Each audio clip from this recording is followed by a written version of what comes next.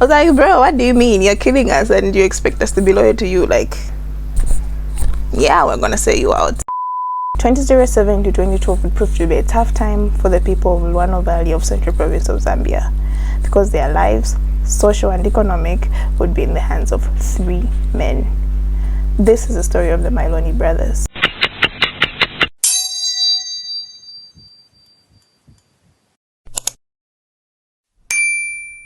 The Mailoni brothers were born and lived in Chimuka area, Luano Valley of Central Province. They were born to Chipukulu Mailoni and Janet and Jimu. Those were the names of their parents. So the Mailoni brothers were actually brothers. I thought brothers was just like a squad name, but I was shocked to find they were actually brothers. I have to make sure I apply the sunscreen correctly because I already done my brows. I don't want to rub them off, because if I rub them off, I'm not going to draw them all again. Okay. So all the sunscreen sets, we do our eyes. I don't really want to do eyeshadow, but I will go with the spirit leads. So they were born in a family of 8. Chipukulu and Janet had 8 children. They had 2 girls and 6 boys. It was a big family, but it's also normal, you know, in tradition in Zambia to have a large family. It's different from today where it's like 3, 4, 5 and then tradition in Zambia. Having multiple kids was the norm. It was what was socially accepted. So yeah, they had 8 children. Christine and Mira were the girls, and the boys were 6. They were Friday, Nelson, Sunday. That was the set of the normal ones. And then the other 3 were Fabiano, Stefano, and Mika. Fabiano was also called Tunda. So if you hear me switching between Tunda and Fabiano, it's the same person. So when I was reading this story, like, I've heard of the Mailoni brothers before. Like, at the time they were doing what they were doing, I was young. But like, it's a name that rings a bell. But I just didn't know what they did until I read it. I was like, serial killers in Zambia. Like, Zambia is just one of those countries. Like, when you hear something about a serial killer, yeah, mostly a serial killer. I wanted to say serial rapist, but with rapists, like, you hear them. But like a serial killer is just like in Zambia, like, you know. So yeah, and it's rural Zambia, so it's just like serial killer for real. Yeah. So anyway, let me get back to the story. I really was going to lie and say I'm not going to do eyeshadow, but I am. I'm just not going to do a whole lot of things. Why did I pick up that much? But anyway, yeah, so Fabiano, Stefano, Mika, Sunday, Friday, and Nelson, those were the names of the boys. So all of them were of Christian upbringing, which is not shocking in Zambia. The majority of the population happens to be Christian. So obviously Luano Valley it counts as rural Zambia, you know. Maybe in Central Province, which is like maybe one of those provinces, but it was rural Zambia. And the family in general, you know, they had it rough. It's rural Zambia, so, and it's rural Zambia in 2006. I don't know if, yeah, that's a good thing or bad, like it was better or it's worse. So yeah. They had a tough life. Obviously, they were poor. It's rural Zambia. It's not a lot of information on the internet, honestly. Like, you really have to search. And I didn't feel like using the school library for this information. That's what, like, I would be reminded that I'm not studying other things. So, yeah, I didn't want to use the school library. But we move. So it's not a lot of information on like Zambian crimes on the internet. Maybe like now that some of us are joining, like it's a lot of us joining the internet, there might actually be some, but generally it's kind of hard to find information on crimes on the internet, like Zambian crimes. So yeah, it's very limited information. The first kill was on the 27th of May 2007. No, 21st of May 2007. They would go to a certain man's farm. His name was Mondoka, and that's where they would steal for the first time. So I think it was a banana farm, and they would go to steal. But the plot twist is Mondoka was Tunda's father-in-law. Like, he was the wife's father. Tunda is Fabiano, let's not forget that. So Mondoka was Tunda's father-in-law, and the three boys decided to steal from him. So when Mondoka realized that it is the boys, or it might be the boys, he would go to their mother's house to confront them. Like, yo, why did you steal from me? What did I do to you? Why would you steal from my farm? You know the vibes. And yeah, it's a banana. It's not maize, it's bananas. So obviously if you sold them, they'll probably give him some money. Like, they would earn him some money or something. Yeah. So what are we doing on the lid? I lucky want to do pink eyeshadow. I almost promised myself this wasn't that type of video, but maybe let's just go pink. You know, let's just go pink. I haven't cut my crease in a long time, so maybe let's go that direction today. If it's crusty, you don't mind it. I haven't cut my crease in a long time. Like, I just place my shadows and go. Yeah. So anyway, when Mondoka finds out or suspects that it is the brothers that stole from him, he goes to their mother's house where they live and confronts them. He's like, yo, why'd you steal from me? Give me back my things. And he may not have said it like this, but I want to say, him being like a man of, like a farmer at that time, he probably carried around this authority and stuff. You know how, like, in rural Zambia, you know how it is. Like, if you do a certain, like, if you're a farmer, for example, like, tradition in Zambia is agrarian, obviously. So depending on, like, the size of your farm, what you yield, the type of crops you grow, you are accorded a certain level of respect. Like, people respect you, people fear you. So I'm guessing he went to the house with a certain authority that the boys just didn't like. Like, it didn't sit well with the boys. So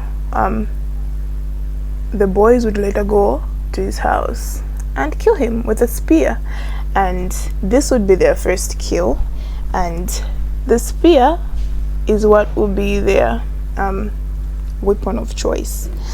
I don't think they even had that many choices, honestly. It was rural Zambia, and don't think they could afford guns. And even if they could, it's just like, it's 2007. How accessible are they? You know, it's different from now, where you, like, get a permit, buy one. I don't know if it's online or whatever, and just hold one. So yeah, the bow and arrow would be their weapon of choice when killing people. Now, they killed many other people, of course, but like I said,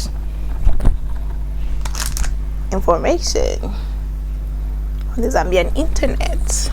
So yeah, there's not much information on that. I couldn't find much, honestly.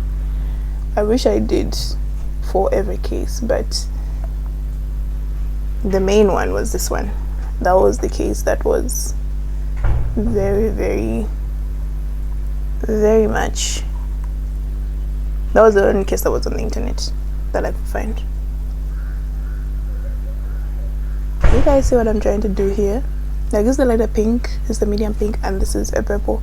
So I'm trying to ombre this thing, but I didn't want to start with the purple in my crease because yeah, no, we don't do that over here, we don't do all that over here. That was just too much color.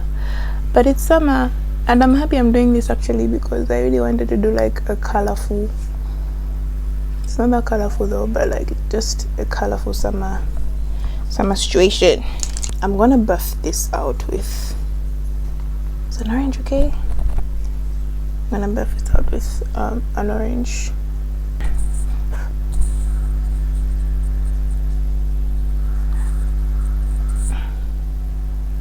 If you do makeup on other people, don't blow on brushes. Don't do that. Don't do it. It's unsanitary. Okay, back to the story. In their killing spree, so I mentioned that they killed many other people. They're just not on record. So in their killing spree, they killed a total of 12 people and they had 10 survivors. So like they attacked like 22 people. 10 of them survived. One of those people that was trying to be killed was Tunde's wife. So man's tried to murder his wife, and another person was their brother. Was it Friday or Nelson? I'll have to confirm that. And then they also tried to kill their mother. Their mother was on their list of people that they tried to kill. So their mother and their brother had to flee the little area because it was just like, it was too much for them. Like, they're already trying to get killed, so they really had to flee the area. And then at the peak of their killing spree, like when people had known that okay, these people are killing people, the Mailoni brothers would move into the bush. They wouldn't leave the mother's house anymore because obviously it was easy for people to find them. They would move into the bush, and that is where they would live. That's where they hunt down people, Shani. So if you're in the bush or in the bush area where they used to live, you're getting killed. The people in One Valley lived in fear. They lived in fear. Soldiers, like first it was the police. The police would move in, Shani, try, but you know, if you're dealing with such extreme cases in Zambia, it's the army that comes out. It's the secret service. So the army would come out and live in One Valley, just so the people could be at ease. If they need to report something, if they need to be escorted somewhere, the army was there. That was how bad it was. You need the army to escort you to school, to work. Like, the army had to be there. Like, you just go to the house, tell them, escort me. So yeah, the people of One Valley lived in fear that much. Like, it was actually a national issue. Like, politicians or the president was called out to help, because again, like I said, in Zambia, issues of serial killers, like, it's not normal. It's not everyday news. So it's just like, if someone is killing people somewhere, the whole country is going to hear about it and the whole country will panic. Like right now, for example, people are missing, kids are missing. Every day there's a report of a child missing somewhere, and it's scary. So people are starting to get scared because who's stealing these kids? So it's the same thing. It's the same thing that just happened. It's the same thing that happens now when there's a thing with security of people, and it's like a serial kidnapper, serial kidnapping, serial murders, serial rapists maybe. People panic in Zambia because such things don't happen where a relatively peaceful people. It's mostly petty crimes, never like serial killer level crimes. So yeah, let me do my wing.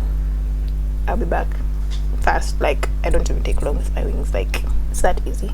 Just cuckoo and I'm done. I'm back. I'm done. I told you I don't take long. Today is a baby wing because I don't know, it just came out right. I don't want to mess with it and make it longer unless I made it longer on the initial. But yeah, so yeah, 50,000 kwacha bounty. That's how much bounty was placed on their heads. And in 2007, 50,000 kwacha is a lot of money. 50,000 kwacha. 2007 to 2012, 50,000 kwacha is a lot of money. It's not now where you can 50,000 kwacha, you buy this and it goes down to 20. No, in between 2007 to 2012, 50 kwacha, a whole lot of money. Yeah. So today I'm wearing baby lashes, baby wings, baby lashes. That's why I wanted to do a natural look, but yeah, no, I'm wearing these ones. The first time I wore this, I wasn't happy. It was like, I love some millimeters of my lashes. I love some millimeters. Like, I'm not a beginner.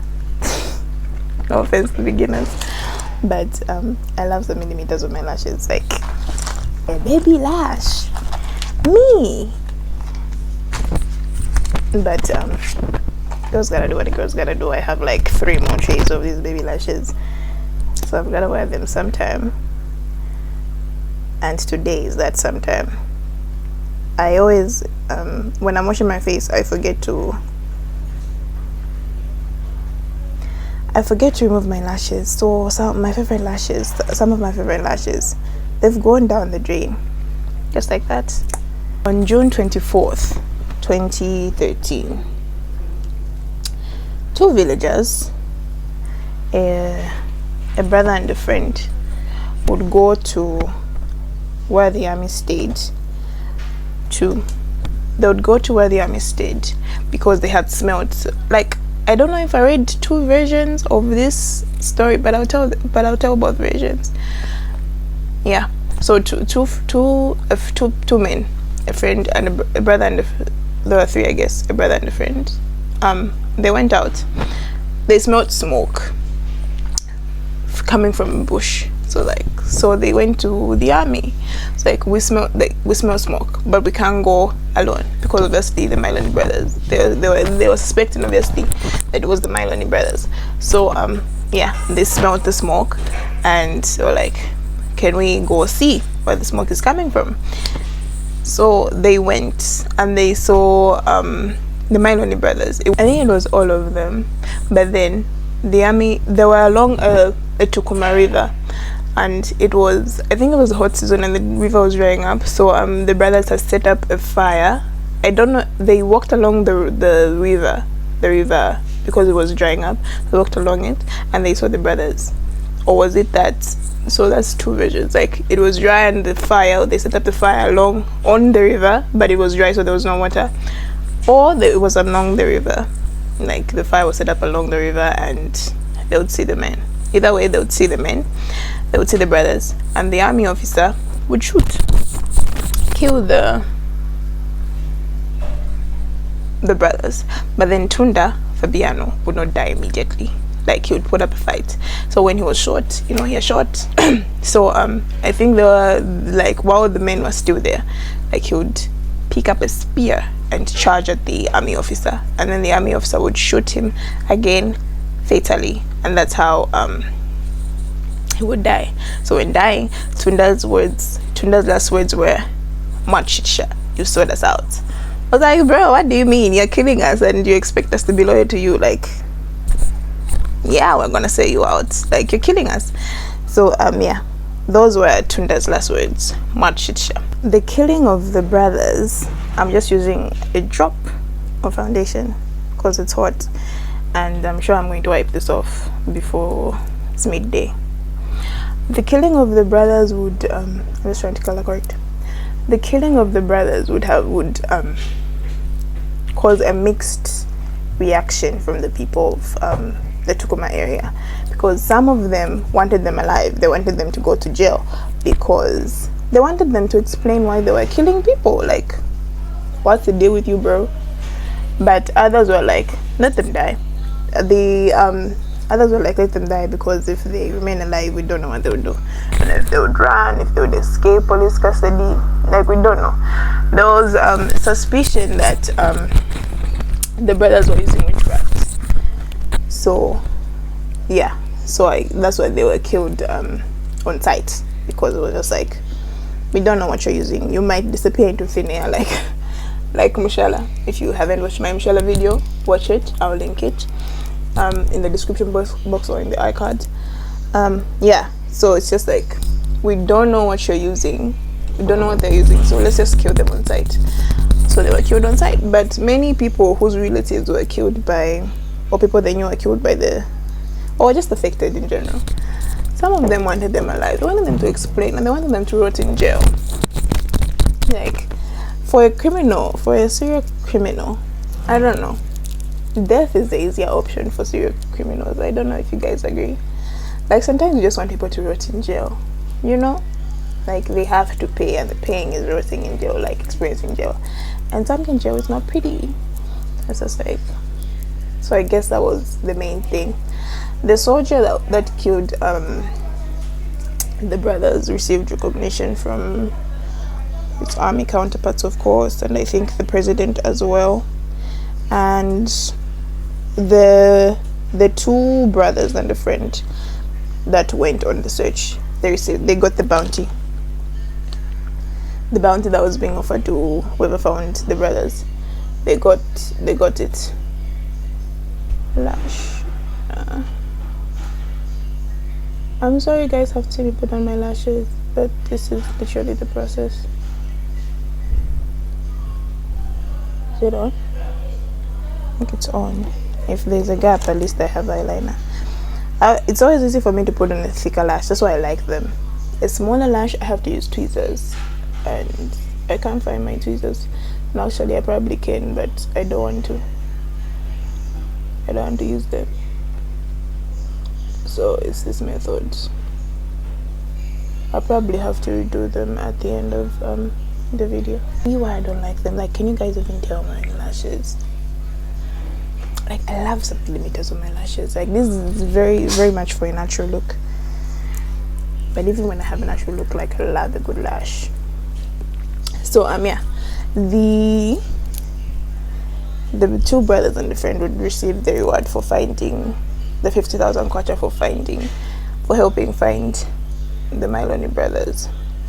Now, I saw this Facebook post that was like a researcher, like she was doing some postgrad research, and she said because it was believed that they use witchcraft, because how were they so undetectable for so many years? The Achilles was literally 2007 to 2012. That was 5 years, and they couldn't be found. Where could they be hiding in Zambia? So people believed they use witchcraft. So this woman, yeah, it was a woman that posted that, like, it was a woman. So she said she was doing research. I think it was, her research was like in history, like master's, no, PhD. I should have looked for that on the library, actually, now that I'm saying it out loud. I should have looked for her dissertation. But she said they didn't use witchcraft.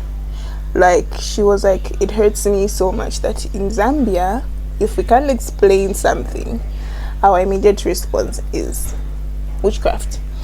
Which she was right. She was actually right. Not that I'm saying they didn't use witchcraft, but it's true.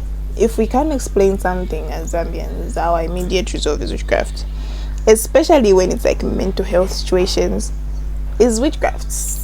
The explanation we settle for is witchcraft every single time. Not that people don't use uncannies, but sometimes it's just a simple explanation, you know? So yeah, people in the comments were like, we're offended though. Like, go and ask the people of Central Province, go and ask the people of the area. Like, next thing we're going to hear is that Moshala didn't use witchcraft. Like, guys, it's not that deep. It's her academic opinion, it's her professional opinion.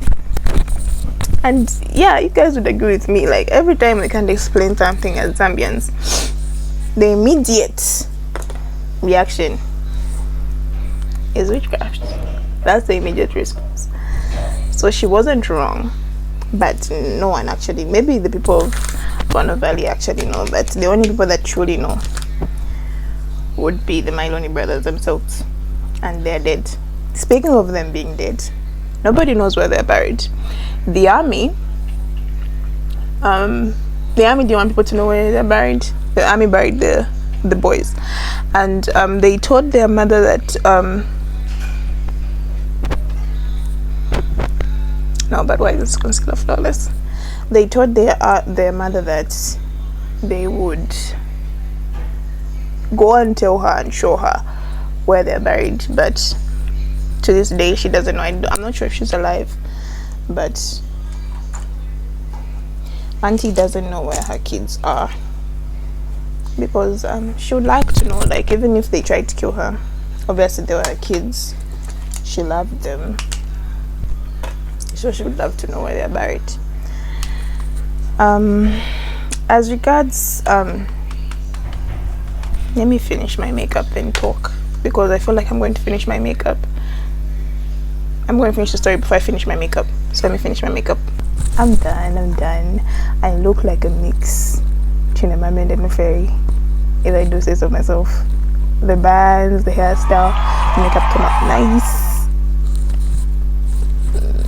I get excited for like this. When they were killed, the people that were happy that they had died, they didn't want them to be buried. I didn't think I mentioned that when I said people don't know where they're buried. They didn't even want the brothers to be buried. They wanted them burnt, because I'm sure it has something to do with the fact that they believed they used witchcraft. So they wanted them burnt, but no, they were buried.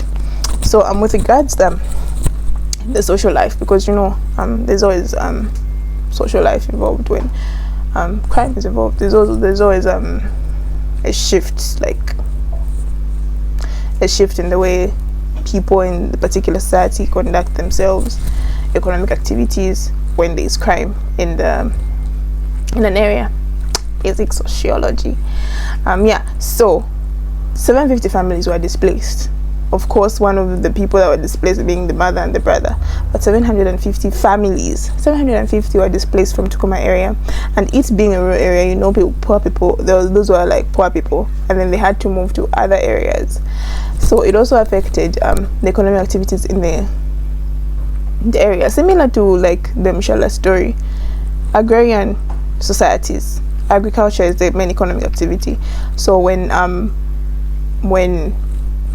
the brothers went on their killing spree for 5 years, people wouldn't farm like that. Maybe it would just be a garden in your compound, but like going to an actual farm, come back, that would stop happening, or would stop being so prevalent, because you don't know if you're the next victim. You don't know if your crops are going to be stolen, because they used to live in the bush, so obviously they survived on stealing in people's fields. So all that just happened in Tukuma area. Economic activities were slowed down. Socially, you wouldn't go out at a certain time. You wouldn't go out alone. If kids wanted to go to school, there would be a soldier escorting them to school, a soldier escorting them back from school. And I feel like even at the schools, like, there would be a soldier manning the school, soldiers manning the school, or something like that. But you just didn't have a social life. You wouldn't interact the way you would. And being that they used to live near a stream, like kids playing, going to the stream, shining. Nix. None of that. Everyone was indoors unless they had soldiers escorting them. And what else am I leaving out? I feel like I'm leaving out something. I talked about the witchcraft allegations and people on Facebook being mad that someone said there was no witchcraft involved. So you guys tell me what you think in the comments. Do you agree that in Zambia especially, maybe even just traditional African society, when we can't explain something, the default is witchcraft? Tell me what you think in the comments. Also, because they couldn't be found 5 years, like, if you were very much conscious and alive and know the story that well, tell me what you think. Do you think they used witchcraft, or do you think they were just masters of their land? Like, since they grew up there, do you think they just like knew how to move around, maneuver situations and all that stuff? And also, feel free to respectfully fact check me in the comments if I've missed anything, if I've mispronounced anything, if I have mistold the story at a certain point. Please feel free to fact check me in the comments. I would highly appreciate it. Recommend other stories. I would like a Zambian one. I would love another Zambian one. For international ones, those are easy. I'd love another Zambian one. So recommend me another story. I hope I can easily access information on the school library or just the internet in general. But also, John, what you think of this beat? If you like the beat, maybe comment some fairy emojis or mermaid emojis. I love the way this came out. I really do. I love the hair, I love the makeup. I'll see you guys in next week's episode of Wicked Wednesday. No, actually, let me not say next week, because I'm still trying to figure things out. Maybe let me say the other week. Let's think that Wicked Wednesday is bi-weekly for balance. Not that every time it will be bi-weekly, but maybe, just maybe, sometimes I will not be uploading. So yeah, let's do it bi-weekly. The standard is bi-weekly. I can upload continuously, but let's just say bi-weekly. Watch out for my vlog on Saturday. After this video has premiered, I'll upload it, so set your reminders. It will premiere Saturday 6 p.m, same time as Wicked Wednesday, but just Saturday. I'll see you guys in my next video, which is the vlog, but I'll also see you guys in the next episode of Wicked Wednesday. We'll be talking about a fashion brand, you know the vibes.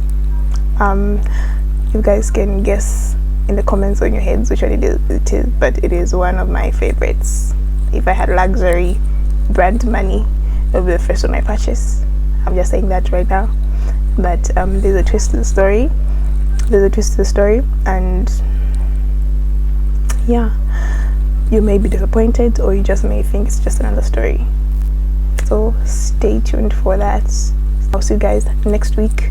Like, comment, subscribe, you know the vibes, and I'll see you guys next week. Peace.